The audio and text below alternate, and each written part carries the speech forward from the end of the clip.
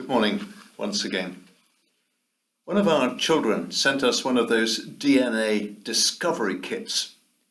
You spit some saliva into a tube and send it off, and then a few weeks later you get an email telling you the results. It was a relief to discover that I'm 100% human. Apparently my genes are 75% British, but the remaining 25% are Frankish and Germanic. You might say that explains a lot. The results came as a bit of amusement for the family.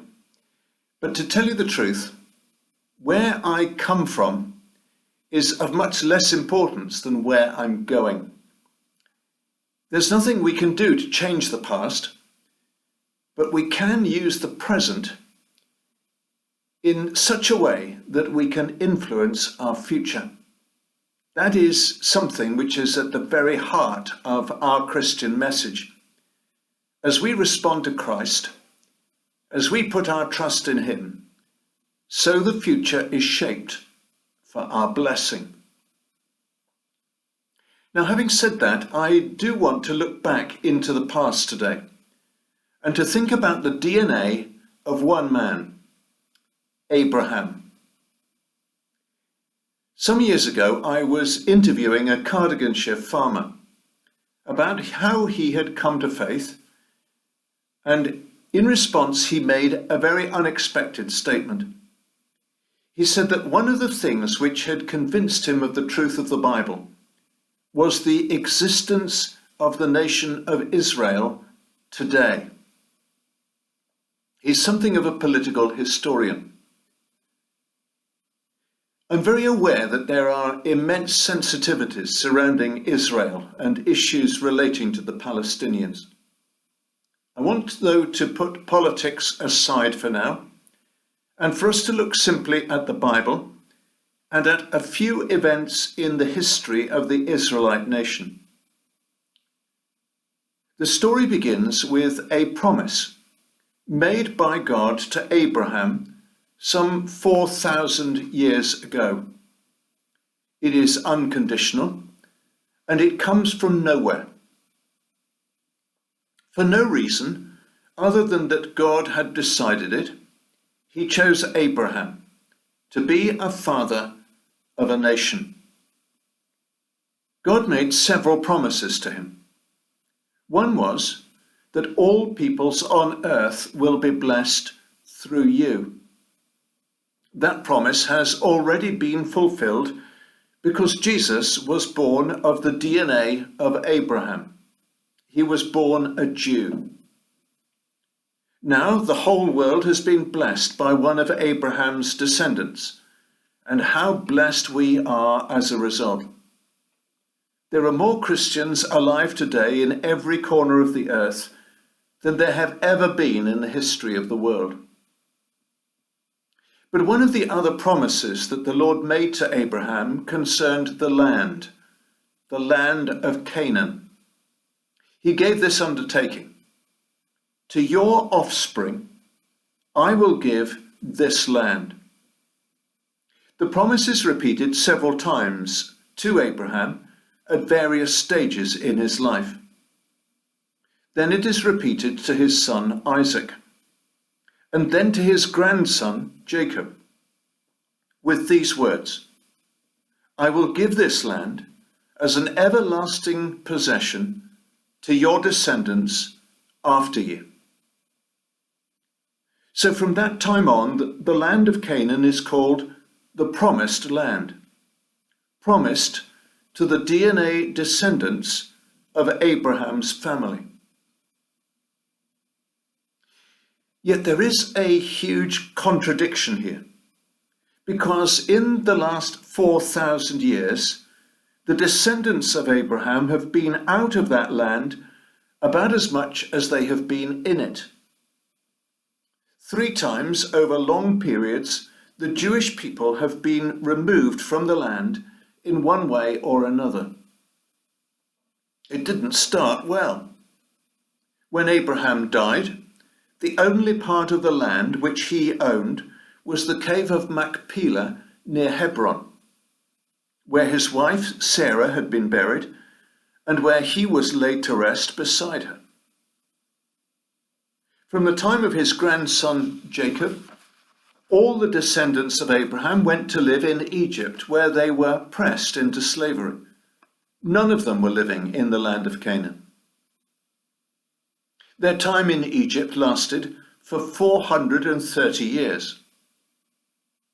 Then along came Moses, and the Exodus happened, and they began their journey to the promised land, which eventually they occupied. The second time that the Israelites were removed from the land was in the time of Nebuchadnezzar in 597 BC, when the Babylonians conquered Jerusalem and a mass deportation began.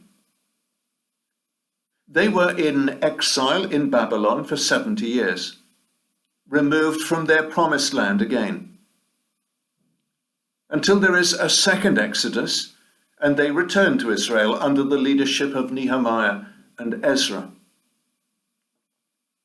After that, they are settled in the land once again for hundreds of years, but are ruled successively by other empires, so they have no political independence.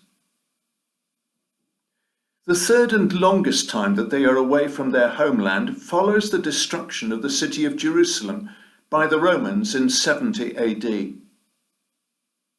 The Jewish people are dispersed around the world for nearly 2,000 years. Then, as we know, at the end of World War II, there is a third exodus of Jews as they return to Palestine and the nation of Israel is re-established.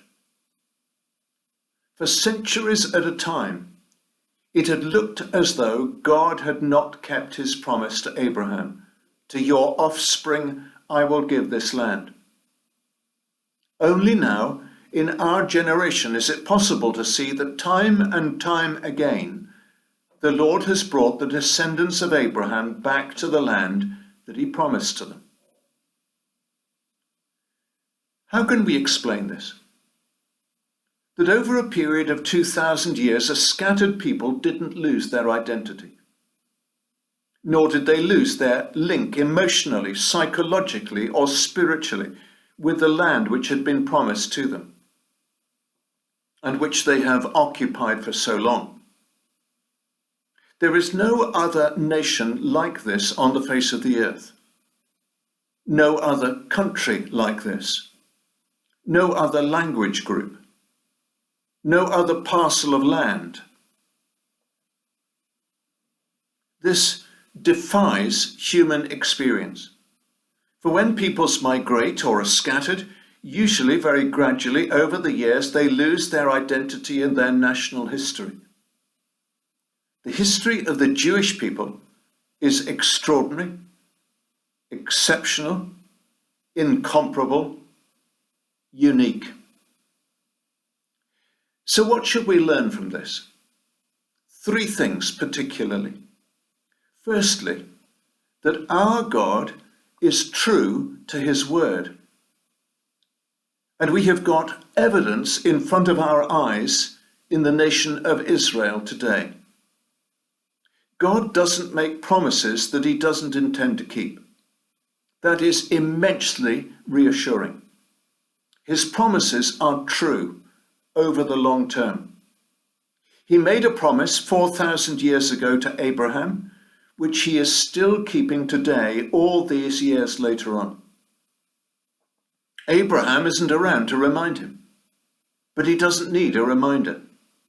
It is his own honor, his own integrity, his own holiness, his own character, which keeps the Lord true to what he has said.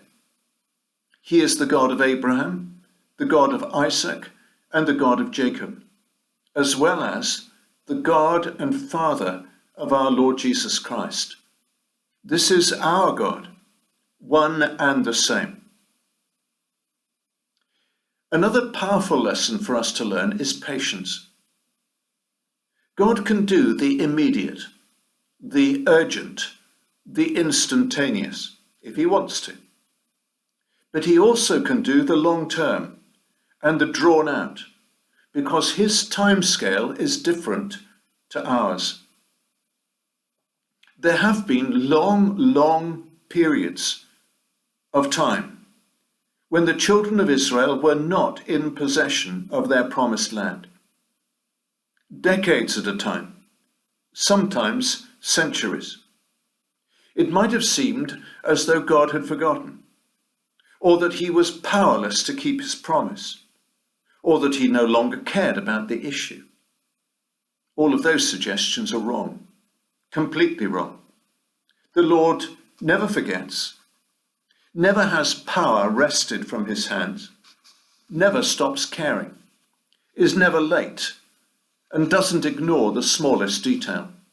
This is his nature.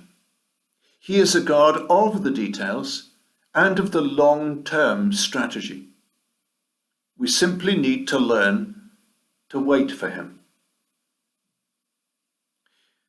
One last point for us to learn is that it is almost impossible for us to guess what the Lord is doing behind the scenes.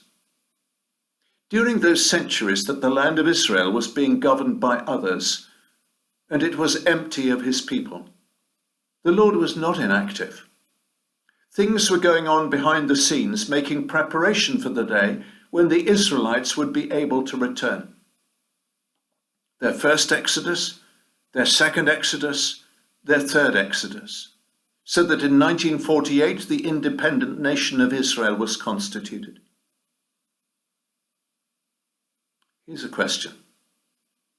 What do you suppose might be going on behind the scenes of the issues that you are facing at the moment?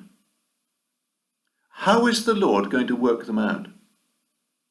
What people or circumstances is he putting in place to provide the solution to your prayers? Wouldn't it be fascinating to know? God bless you.